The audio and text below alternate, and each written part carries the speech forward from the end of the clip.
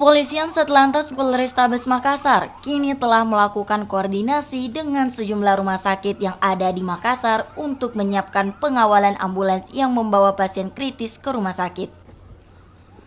Seperti yang dilakukan saat pengawalan ambulans yang membawa pasien kritis dari Rumah Sakit Wahidin menuju Rumah Sakit Siloam ini. Meski hujan deras, personil Satlantas terus mengawal ambulans agar tidak terhambat di jalan. Sementara itu, salah satu keluarga pasien mengaku sangat terbantu dengan adanya pengawalan ambulans dari pihak kepolisian. Dengan pengawalan tersebut, pasien lebih cepat mendapat bantuan medis. Saya berterima kasih sekali kepada kepolisian yang hal ini sudah menolong saya. Tante saya sedang kondisinya sangat buruk dan dari Siloam ke sini perjalanan sangat jauh dan jalanan macet. Kami sangat berterima kasih karena ada pengawalan sehingga bisa tiba tepat waktu.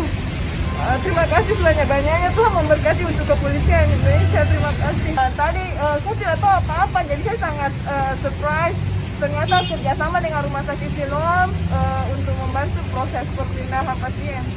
Dari Rumah Sakit Siloam untuk pengawalan ambulans orang sakit emergensi dari Rumah Sakit Siloam dirujuk ke Rumah Sakit Wahidin, Unhas. Nah, ini kami sesuai dengan petunjuk dari pimpinan, arahan pimpinan Bapak Kapolda, Bapak Dirlantas Polda Sulsel untuk mengawal ambulans atau jenazah diberikan pelayanan yang terbaik selama 24 jam. Jadi kami siap, khususnya Lantas Polrestabes Makassar siap memberikan pelayanan yang terbaik untuk pengawalan.